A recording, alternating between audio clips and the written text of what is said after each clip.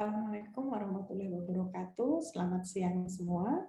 Pada hari ini kita akan memasuki perkuliahan yang dikaitkan dengan how to write curriculum vitae. Baiklah, ini merupakan materi dari mata kuliah komunikasi bisnis. Pada pertemuan kali ini saya akan menjelaskan bagaimana sih cara kita menulis kurikulum vitae, kemudian apa yang membedakan antara kurikulum vitae dengan resume, dan bagaimana cara kita bisa menuliskan kurikulum vitae yang baik sesuai dengan yang biasa dilakukan oleh para pencari kerja. Oke, baiklah kita lihat yang pertama dulu, yaitu perbedaan antara resume dengan CV. Mungkin kita sudah sering sekali mendengar, terkadang ketika kalian membaca lowongan pekerjaan di media massa, kemudian ada yang dikatakan kirimkan resume, kirimkan CV. Nah, sebaiknya kita semua mengerti dahulu apa saja perbedaan antara resume dengan CV. Baiklah, kita lihat pengertian yang pertama, yaitu resume atau resume. Di sini biasanya hanya 1 halaman, maksimum 2 halaman ya, yang isinya hanya sekedar kesimpulan tentang pengalaman kerja kita, background ya kan, kemudian background yang dikaitkan dengan pekerjaan yang akan kita apply. Ya, biasanya ini digunakan oleh para pencari kerja yang sudah memiliki banyak pengalaman kerja dan yang mereka biasanya untuk hunting pekerjaan di berbagai industri, jadi tidak spesifik pada satu pekerjaan yang sedang kita tuju. Dan resume ini bentuknya adalah customized atau tailored, jadi artinya disesuaikan dengan kebutuhan kita dan biasanya desainnya pun lebih simpel, dicocokkan dengan kebutuhan kita. Sedangkan ketika kita berbicara tentang kurikulum vitae atau CV, apa yang dimaksud dengan CV? Dia lebih panjang dari resume, biasanya lebih dari 1 halaman, dan isi dari CV ini merupakan academic diary gitu ya, yang termasuk pada latar belakang pendidikan kita, pengalaman yang kita miliki dan lain sebagainya gitu ya. Nah, CV banyak digunakan oleh para pencari kerja, khususnya adalah yang fresh graduate atau yang baru memiliki sedikit pengalaman kerja, biasanya mereka menggunakan CV dan bentuknya dia lebih komprehensif. Oke, pada kesempatan kali ini saya akan lebih banyak menjelaskan tentang kurikulum vitae atau CV. Baiklah, kita lihat dulu apa sih sebetulnya definisi dari CV. CV yaitu kalau kita melihat dari bahasa Latin, dia disebutnya sebagai sebagai kurikulum vitae, yang berarti adalah course of life. Detail tentang dokumen yang meng-highlight atau membuat poin penting tentang professionals dan academic history kita. Ya, nah ini yang disebut dengan CV. Oke, ada elemen standar yang harus kita cantumkan dalam CV ya. Jadi kita harus tahu bahwa yang namanya CV itu punya standar yang harus dilakukan. Dari berbagai sumber yang saya dapatkan, yang pertama itu adalah kita harus mencantumkan contact information, personal profile setting, work experience, education and skills relevant to the job, additional section ya. Baiklah, akan saya jelaskan bagian yang pertama yaitu contact information.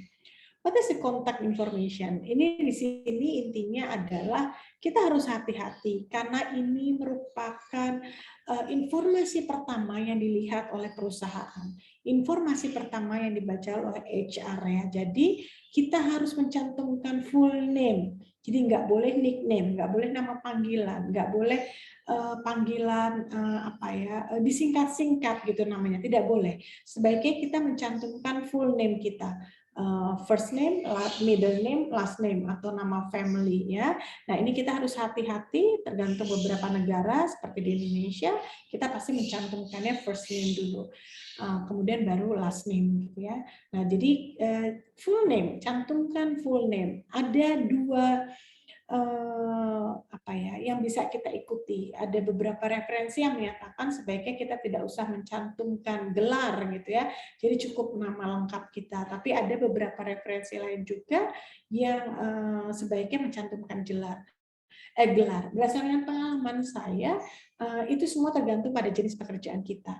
Jadi for example, kalau kalian mau melamar sebagai praktisi, mungkin gelar itu tidak terlalu diperhatikan ya. Tapi ketika kalian mau berkecimpung dalam bidang akademik gitu ya, atau akademisi, maka saran saya sebaiknya gelar itu dicantumkan. Kemudian phone number, nah ini juga menjadi hal yang penting. Phone number itu sebaiknya tidak berubah-ubah. Kenapa? Karena pada saat nanti perusahaan akan kontak kita, pada saat misalnya kita akan dijadwalkan untuk interview dan lain sebagainya, kita sudah mempunyai phone number yang clear ya, jadi tidak berganti-ganti. Kemudian job title, ini maksudnya adalah apa yang kita apply gitu ya, kita ingin apply pada posisi apa. Nah ini juga harus make sure bahwa kita menulis istilah yang benar yang memang ada di dalam lowongan pekerjaan yang sudah perusahaan publish. And then berikutnya adalah personal email address. Nah ini saran saya sebaiknya kalian punya email yang memang profesional. Jadi jangan pakai nama email yang aneh-aneh gitu ya. Cukup nama kalian gitu. Jadi tidak perlu pakai misalnya nama cantikku dan lain sebagainya atau @gmail atau apapun itu ya. Karena kalian sedang mencari pekerjaan. Jadi kalian harus mempunyai email yang profesional dan itu merupakan personal email, saya bukan email dari perusahaan atau email dari organisasi. And then the last ini opsional ya. Ada beberapa perusahaan yang memang ingin kita mencantumkan, para pencari kerja diminta mencantumkan media sosial atau misalnya kita sudah punya website. Nah ini balik lagi tergantung pada jenis pekerjaan yang sedang kita apply ya. Jadi tapi berdasarkan referensi akhir-akhir ini yang saya baca, banyak sekali perusahaan yang akhirnya mereka akan mengecek sosial media dari para pencari kerja. Ya, mereka akan melihat apakah kita memiliki sopan santun dalam bermedia dan lain sebagainya. Jadi ini bisa kita simpulkan ada 5 hal yang wajib. Ada 4 hal yang wajib dicantumkan pada saat kita bicara tentang kontak information, and then satunya adalah optional, yaitu social media dan professional website. Biasanya itu tergantung pada permintaan dari perusahaan. Oke, bagian yang berikutnya yaitu personal statements atau profile. Di sini apa sih? Di sini adalah statement atau pernyataan yang merupakan awal dari CV kita dan dia menggambarkan siapa kita, gitu ya. Jadi kalimat yang pertama state who you are. Nah ini hati-hati pada state who you are. Bukan kalian jangan hanya mencantumkan bahwa saya adalah Widya Parimita sudah lulus pada program ini mendapat, jangan. State who you are itu lebih kepada your personality, put it your strength, put it your additional skills yang menjadi nilai jual kalian. Jadi state who you are biasanya merupakan deskripsi, merupakan satu paragraf yang isinya adalah ketika saya membaca statement ini saya langsung tahu pencari kerja ini memiliki sifat yang bagaimana. Oh pencari kerja ini memiliki kemampuan seperti apa. Ya, oke. Setelah itu di personal statement gitu ya, nanti juga ada bagian penting adalah outline top skills and achievement. Kalau kita lihat banyak contoh tentang CV, di situ dikatakan misalnya communication skill, saya expert gitu misalnya ya, atau digital design, saya cukup, misalnya seperti itu. Jadi kita mempunyai outline top skills and achievement. Pernah meraih gelar apa, pernah mendapatkan penghargaan apa. Nah, itu silakan dicantumkan. And then yang berikutnya adalah mentions the name of your target employer ya. Jadi kalau bisa kalian mention nama orang yang akan meng-hire kalian atau at least kalian mention tentang divisinya ya, bagian yang akan kalian apply, and then kemudian kalian your goals as a potential new employee. Jadi kalian memberikan gambaran goal saya gitu ya kalau saya sampai diterima bekerja di sini gitu ya. Biasanya statement ini ada dalam satu paragraf ya, bercerita tentang siapa kita, itu merupakan personal statement. Nah, ini yang kalau kita lihat di CV gitu ya, biasanya ini di bagian atas sebelum kita akhirnya nanti masuk pada bagian yang berikutnya.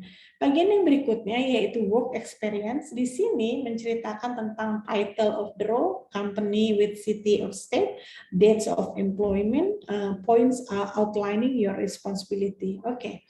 Apa yang harus kita cantumkan di sini ya? Berdasarkan pengalaman saya, banyak sekali kesalahan para pencari kerja adalah ketika mencantumkan work experience, kita hanya mencantumkan title. Jadi misalnya tahun 2017 sampai 2019 staff marketing, that's it, udah pada PT ini. Itu nggak menjelaskan apa-apa.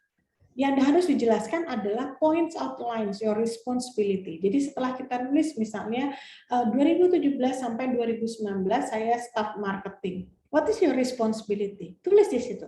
Saya bertanggung jawab terhadap pembuatan perencanaan penjualan, mengejar target sekian. Saya mampu melakukan. Nah, jadi dicantumkan. Jadi bukan hanya sekedar menuliskan bahwa saya pernah bekerja di PTA sebagai apa, bukan. Itu yang sering kesalahan yang sering dilakukan para pencari kerja. Terkadang mereka hanya mencantumkan title, tempat bekerja, dan kapan mereka bekerja. Sebetulnya yang paling dibutuhkan adalah yang the last, yaitu points outlining. Apa sih yang menjadi tanggung jawab kalian? Dan bagaimana akhirnya kalian bisa menyelesaikan pekerjaan itu? Ya, ini bagian penting dari kurikulum vitae. Ya, oke. Yang berikutnya adalah education and skills. Nah, kalau kita bicara tentang pendidikan dan latar belakang pendidikan, skills ini adalah keterampilan. Sebaiknya list your educational background gitu ya, dari yang recent, dari yang terbaru. Misalnya 2023 lulus sarjana pendidikan gitu ya, atau sarjana musik atau sarjana pendidikan gitu. Pada tahun berapa, GPA-nya berapa, dan seterusnya, majoring-nya apa. Ya, sedangkan skills adalah ketika kalian pernah misalnya mengikuti pelatihan dan mendapatkan sertifikat ya yang mendukung pekerjaan itu. Misalnya kalian ingin melamar menjadi seorang guru, kalian pernah ikut pelatihan pembuatan proses pembuatan soal, strategi belajar mengajar. Kapan kalian pernah ngambil itu, di mana? Nah, itu termasuk dalam skills. Ya, jadi macam-macam bentuknya. Ada template yang educational, formal education, informal education, kemudian ada skills. Ya, tinggal kalian disesuaikan dengan kebutuhan dari perusahaan.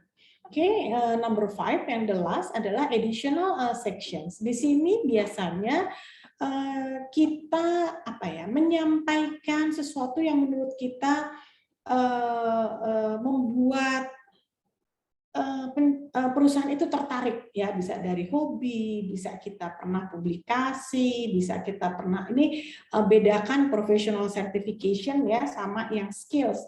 Kalau yang skills di sini kita menceritakan bahwa kita punya keterampilan apa, ya kan? Dari keterampilan itu saya punya sertifikatnya apa. Nah, jadi seperti itu ya, misalnya kayak saya nih dosen gitu ya. Skill saya adalah saya mampu mengajar bla bla bla gitu ya, mampu bisa membuat misalnya proses pembelajaran, evaluasi pengajaran gitu ya. Saya punya sertifikat apa? Saya punya sertifikat misalnya pekerti, saya punya sertifikat akta mengajar. Nah, jelas hal itu mendukung ketika sudah saya tulis saya punya keterampilan apa, ditambah saya mempunyai sertifikat apa. Ya, nah ini adalah kalau kita lihat ya. Baik, sebentar kita balik ke sini. Nah ini ya, berarti ada 5 hal atau ini 5 elemen yang harus kita perhatikan pada saat kita akan menulis CV. Yang pertama yaitu contact informations, yang kedua adalah personal profile stating, yang ketiga adalah work experience, yang keempat education and skills relevant to job, and then the last adalah additional section.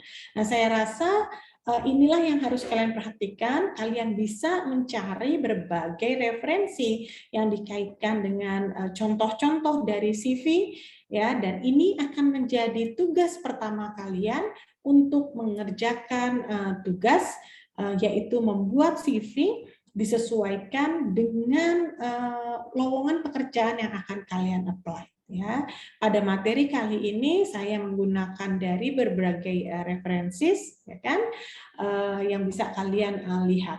Oke, saya rasa cukup sekian untuk materi yang dikaitkan dengan how to write the CV. Kita akan melakukan latihan bagaimana cara kita menulis kurikulum VT. Semoga bermanfaat materi yang saya sampaikan. Assalamualaikum warahmatullahi wabarakatuh.